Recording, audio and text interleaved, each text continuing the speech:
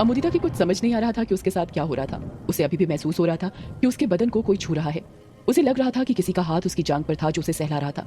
वो उठने की अपनी तरफ से पूरी कोशिश कर रही थी पर उठ नहीं पा रही थी। अमोदिता रोते हुए कहती है, ये तुम क्या कर रही हो यक्षिणी मेरे साथ? एक स्त्री होकर एक स्त्री के साथ ये सब करना ठीक नहीं है। छोड़ो मुझे, जाने दो। अमोदिता अपनी जान की गुहार लगा रही थी पर उस अदृश्य शक्ति पर कुछ असर नहीं पड़ रहा था।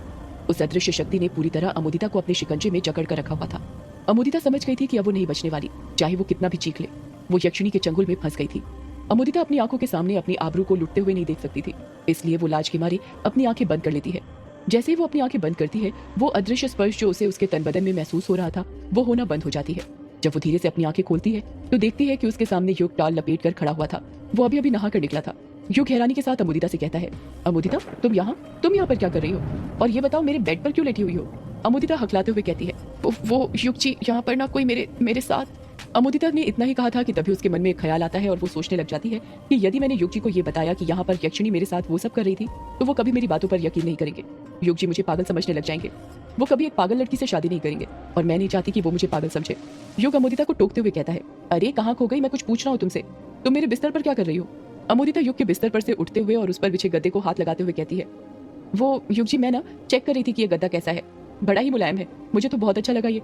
युग को अमोदिता की बातें बड़ी अजीब लगती हैं पर वो इन सब पर ध्यान नहीं देता और अपना अगला सवाल अमोदिता की तरफ फेंक देता है, वैसे तुम यहाँ पर क्यों आई हो? अमोदिता युग को उसका मोबाइल दिखाते हुए कहती है, वो आप ना कल अपना मोबाइल वहीं पर भूल गए थे तो वही देने आई हूँ। युग मोबाइल को देखते हुए कहता है, अरे हाँ मैं तो भूल ही गया था, अच्छा हुआ तुम आ गई वरना मैं तो परेशान हो जाता अपना मोबाइल ढूंढते ढूंढते। इतना कहकर युग अपना मोबाइल लेने के लिए अमोदिता के पास जाने लग जाता है। तभी अमोदिता अपने दोनों हाथों से अपनी आंखें बंद करने लग जाती है और शर्माने लगती है। युग सोचने लग जाता है कि यह अमोदिता अचानक से शर्माने क्यों लगी। तभी उसका ध्यान उसके शरीर पर जाता है और उसे याद आता है कि उसने कपड़े नहीं पहने थे, बस टॉवेल लपेटा हुआ था। युग अपने सीने को अपने हाथों से कवर करते हुए कहता है, अरे सॉरी। इतना कहकर युग जल्दी से बेड के पास रखे उसके सूटकेस को खोलता है और उसमें से अपने कपड़े निकालता है और वापस वॉशरूम के अंदर घुस जाता है। अमोदिता सोचने लग जाती है यही सही मौका है युग जी के कपड़ों में उनका बाल ढूंढने का। अमोदिता बेड के ऊपर ही रखे युग के शर्ट लोअर उठाती है और उसके अंदर युग का बाल ढूंढने लग जाती है। कहाँ पर है युग जी का बाल? मिल जा मिल जा मिल जा, कहाँ है? यही बड़बड़ाते हुए अमोदिता युग का बाल ढूंढ रही थी और उसकी किस्मत इतनी अच्छी रहती है कि उसे शर्ट के ऊपर एक बाल मिल भी जाता है। अमोदिता उस बाल को शर्ट में से निकालते हुए कहती है, मिल गया। जैसे ही अमोदिता उस बाल को अपने हाथ में पकड़ती है, युग वॉशरूम से कपड़े पहनकर बाहर आ जाता है और हैरानी के साथ कहता है, ये तुम मेरे कपड़ों के साथ क्या कर रही हो अमोदिता? अमोदिता घबराते हुए कहती है, वो युग जी वो ये कपड़े बिस्तर पर पड़े हुए थे ना तो मैंने सोचा घड़ी करके रख देती हूँ, पर इनमें से तो पसीने की स्मेल आ रही है। आपने इन्हें धोया नहीं है क्या? अरे धोने के लिए तो निकाले थे और स्मेल आना बनता है, इन्हें वो कायर। युग अपनी बात पूरी करता उससे पहले ही अमोदिता बीच में बोल पड़ती है, अरे आप क्यों तकलीफ करते हैं युग जी, मैं धो देती हूँ ना आपके कपड़े, और भी कपड़े हो तो दे दीजिए, मैं फटाफट धो दूंगी, वो भी एकदम चकाचक। अरे नहीं अमोदिता मैं धो लूंगा, और मुझे ना मेरे काम खुद करना पसंद है ना कि किसी और से करवाना। अमोदिता फुसफुसाते हुए कहती है, पर मैं कोई और थोड़ी हूँ, मैं भी तो आपकी अपनी हूँ ना, आपकी होने वाली पत्नी। क्या बोला तुमने? कुछ नहीं, ये लीजिए आपका मोबाइल। अमोदिता ने युग को अपना मोबाइल देते हुए कहा। युग अमोदिता के हाथ से अपना मोबाइल ले लेता है। अच्छा मैं जाऊँ युग जी, माँ घर पर इंतजार कर रही होगी। हाँ ठीक है जाओ। अमोदिता वहां से जाने ही लग जाती है। अभी वो दरवाजे तक पहुंची ही थी कि तभी युग उसे रोकते हुए कहता है, अरे 2 मिनट रुको, एक काम करो अपना नंबर देते हुए जाओ। अमोदिता शर्माते हुए कहती है, क्या कहा? मेरा नंबर? पर क्यों युग जी? अरे बड़ी माँ और घर में बाकी सबका हालचाल पूछने के लिए। अब मेरे पास तो किसी का नंबर है नहीं, ना ही बड़े पापा को कॉल कर सकता हूँ, तो तुम ही मेरी बात करा दिया करना और सबका हालचाल बताते रहना। ये बताओ व्हाट्सअप चलाती हो या नहीं? अगर नहीं चलाती हो तो आज ही इंस्टॉल कर लो, मेरी वीडियो कॉलिंग पर बड़ी माँ से बात भी करा दिया करना। हाँ चलाती हूँ ना युग जी, लिखिए हमारा नंबर 9893 अमोदिता युग को अपना नंबर दे देती है। अमोदिता अपने आप पर गर्व करते हुए कहती है, हम गांव में रहते हैं तो क्या हुआ, आप भूल रहे हैं? हमने ANM का कोर्स किया है, पढ़े लिखे हैं हम भी। अरे हाँ मैं तो भूल ही गया था, अच्छा हुआ याद दिलाया। अब तुम्हारा नंबर अमोदिता सिस्टर के नाम से सेव कर देता हूँ। अरे नहीं सिस्टर के नाम से नहीं। क्यों, क्या हुआ? सिस्टर के नाम से क्यों नहीं? वो कोई हमें सिस्टर बोलता है तो हमें अच्छा नहीं लगता है। आप ना एक काम कीजिए, हमारा नंबर अमोदिता नर्स के नाम से सेव कर लीजिए। चलो ठीक है, मान ली तुम्हारी बात, ये कर दिया तुम्हारा नाम अमोदिता नर्स के नाम से सेव। अब ठीक है? हाँ ठीक है। युग को अपना नंबर देने के बाद अमोदिता वहां से चली जाती है। इस तरफ रजनी अपने कमरे में थी और बड़े प्यार से अपने हाथों के नाखूनों में रेड नेल पॉलिश लगा रही थी। रेड रंग की ही साड़ी उसने पहन के रखी हुई थी। अपने हाथों के नाखूनों में नेल पॉलिश लगाने के बाद वो अपने पैरों के नाखूनों में नेल पॉलिश लगाने लग जाती है। वो अपने लेफ्ट पैर की चीटी उंगली के नाखून से नेल पॉलिश लगाते हुए अंगूठे की ओर बढ़ रही थी। उसने अपनी तर्जनी उंगली तक नेल पॉलिश लगाई ही थी कि वो रुक जाती है। रजनी नेल पॉलिश की बोतल को फर्श पर रख देती है। रजनी को देखकर ऐसा लग रहा था जैसे वो कहीं खो सी गई थी, कुछ याद कर रही थी। देखते ही देखते उसकी लेफ्ट आई में से एक आंसू निकलता है और सीधा उसके लेफ्ट पैर के अंगूठे के ऊपर गिर जाता है। जब वो आंसू उसके अंगूठे पर गिरता है तो वो देखती है कि उसके अंगूठे पर नाखून नहीं था, उसके अंगूठे पर बस मांस था, नाखून नहीं, जिसके कारण वो अपने अंगूठे पर नेल पॉलिश नहीं लगा सकती थी। रजनी बड़े प्यार से अपने अंगूठे पर हाथ फेरने लग जाती है। रजनी की आंखों में आंसू देखकर ऐसा लग रहा था जैसे उस अंगूठे के नाखून ना होने के पीछे कोई काला अतीत छुपा हो, एक ऐसा अतीत जो आज तक उसने किसी को नहीं बताया। रजनी बैठी ही हुई थी कि तभी उस कमरे के अंदर हलचल महसूस होती है। जब वो पीछे पलटी तो देखती है कि उसके पीछे अमोदिता मूर्ति बनकर खड़ी हुई थी। रजनी अपनी जगह पर से खड़े होते हुए कहती है, अरे अमोदिता, तू कब आई? और ये बता, युग का बाल लाई या नहीं लाई? अमोदिता कुछ जवाब नहीं देती, वो तो अपनी सुध बुध खोकर खड़ी हुई थी। रजनी अमोदिता को हिलाते हुए कहती है, अरे अमोदिता, मैं कुछ पूछ रही हूँ तुझसे, युग का बाल लाई या नहीं लाई?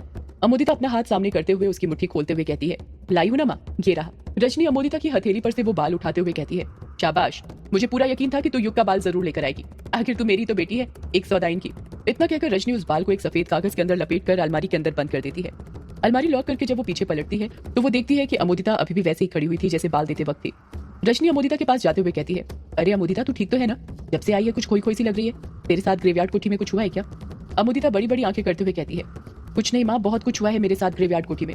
रजनी भिन्नाते हुए कहती है, ये तू पहेलियां क्यों बना रही है? सीधे सीधे बता ना क्या हुआ है।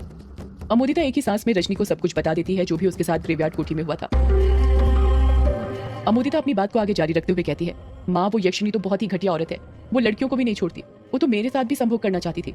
वो तो अच्छा हुआ युग जी सही वक्त पर आगे, वरना आज तुम्हारी बेटी किसी को मुंह दिखाने लायक नहीं बचती। ये तो क्या बकवास कर रही है? भला एक औरत दूसरी औरत के साथ कैसे कर सकती है? तू पागल हो रही है क्या? मुझे पता था कि तुम मेरी बात पर कभी यकीन नहीं करोगी। तुमको मुझे पागल समझना है तो समझो, पर मैं सच कहती हूँ। उस कोठी में कोई तो था जो मुझे छू रहा था, और ऐसी ऐसी जगह की मुझे तो तुमको बताने में भी शर्म आती है। रजनी कुछ सोचते हुए कहती है, अमोदिता, हो सकता है कि यक्षिणी ने तेरे साथ ऐसा इसलिए किया हो ताकि तू युग पर डोरे न डाले। युग एक मर्द है और यक्षिणी को भी तो मर्द ही पसंद है। वो भी उसके साथ संभोग करना चाहती होगी। और गौर करने वाली बात ये नहीं है कि यक्षिणी ने तेरे साथ क्या किया। गौर करने वाली बात तो ये है कि यक्षिणी उस कैद से आजाद हो गई है। पर माँ, मैंने देखा था, वो दरवाजे पर ताला लगा हुआ था और ताबीज भी बंधे हुए थे। फिर वो यक्षिणी उसके कमरे से आजाद कैसे हो सकती है? जितना मुझे लगता है उस हिसाब से हो सकता है कि युग ने वो दरवाजा खोला हो और वापस से लगा दिया हो ताकि किसी को खबर ना हो। तुझे नहीं पता, आजकल के नौजवानों का खून बहुत गर्म होता है। वो अक्सर वही काम करते हैं जो करने से उन्हें मना किया जाता है। अमोदिता बड़े ध्यान से अपनी माँ की बातें सुन रही थी और एक हद तक उसे उसकी माँ की सारी बातें ठीक भी लग रही थी। फिर क्या माँ, उस यक्षिणी ने युग जी के साथ संभोग कर लिया है? ये सब तो मुझे नहीं पता, पर हो सकता है कि आने वाली पूर्णिमा को करे। आखिर पूर्णिमा और अमावस्या की रात ही तो यक्षिणी मर्दों को अपना शिकार बनाया करती थी।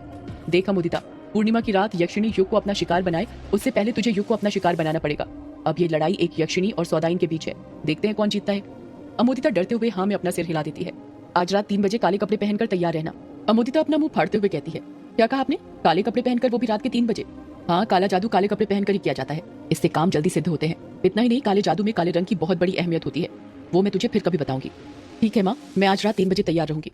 रात हो गई थी और रात के 12 बज रहे थे। हर रात की तरह आज रात भी जोरों से बारिश हो रही थी। ऐसा लग रहा था जैसे बादल फट गए हों। बारिश रुकने का नाम ही नहीं ले रही थी।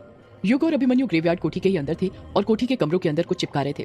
युग सीढ़ियों के पास कुछ चिपकाते हुए कहता है, यार अभिमन्यु, ये तू मुझसे क्या करवा रहा है दोपहर से? मेरी तो कुछ समझ नहीं आ रहा। यार युग, अभी ना तू मुझसे कुछ मत पूछ, बस जैसा मैंने कहा है वैसा करते जा और फिर देखना हम यक्षिणी का पता कैसे लगाते हैं। पर ये तो बता, ये सब हम चिपका क्यों रहे हैं? मैंने कहा ना तुझसे कोई सवाल नहीं, बस जैसा मैंने कहा है वैसा करते जा। कुछ ही देर में उन दोनों का सारा काम खत्म हो जाता है और युग लंबी आहें भरते हुए कहता है, अब बताएगा ये सब जगह हमने छोटी छोटी लाइटों की सीरीज क्यों लगाई है? ये लाइट नहीं है भाई, इन्हें लेजर ग्रिड कहा जाता है। वही लेजर ग्रिड ना जिसका यूज सिक्योरिटी सिस्टम और मशीन विजन एप्लीकेशन जैसी चीजों में करते हैं। हाँ, वही लेजर ग्रिड। हम इसका उपयोग भूतों का पता लगाने के लिए भी कर सकते हैं। वो कैसे? लेजर ग्रिड किस तरह यक्षिणी के बारे में पता करेगा? जब मैं पैरानॉर्मल सोसाइटी में मेंबर था तब वहाँ बताया गया था कि जब कोई अदृश्य शक्ति या फिर कोई असाधारण तरह की गतिविधि इसके आसपास होती है तो ये अपने आप जलने लग जाता है। ये हरे बिंदु बनाकर किसी चीज की हरकत होने की जानकारी देता है। अगर यक्षिणी इस कोठी में आजाद घूम रही होगी तो ये डिवाइस हमें बता देगा।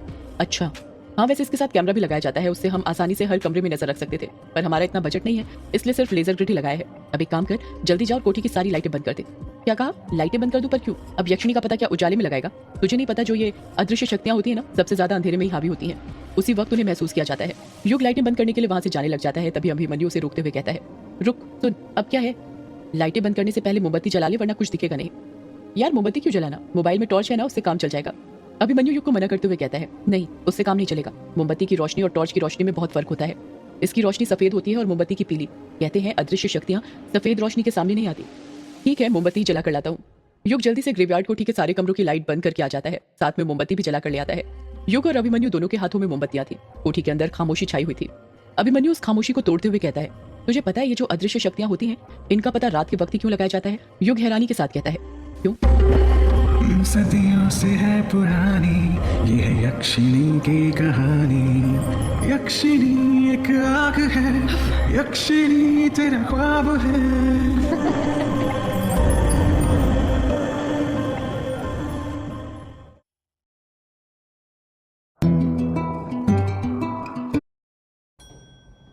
उस दिन कोई किसी से पूछ रहा था ये लिप्चा अंकल हैं कहाँ के, और मैंने बोला वो C1301 से हैं, और प्रीता मैम वो है C302 से। मैं उनसे मैथ सीखती हूँ। मोंटी और बंटी आते हैं भी ब्लॉक से। नंबर पता नहीं, कभी पूछने के लिए वो एक जगह रुकते कहाँ हैं।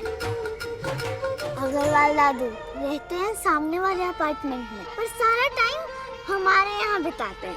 कहाँ से हैं सब? मैं कहती हूँ सारे यहीं के तो हैं। और हमें गर्व है ऐसे अनगिनत मोहल्लों का हिस्सा होने पर। LIC housing finance wishes you a very happy Republic day. Abhimanyu युग के सवाल का जवाब देते हुए कहता है, क्योंकि रात के वक्त ही शैतानी शक्तियां सबसे ज्यादा बढ़ जाती हैं। अंधेरे से ही इन्हें शक्ति मिलती है।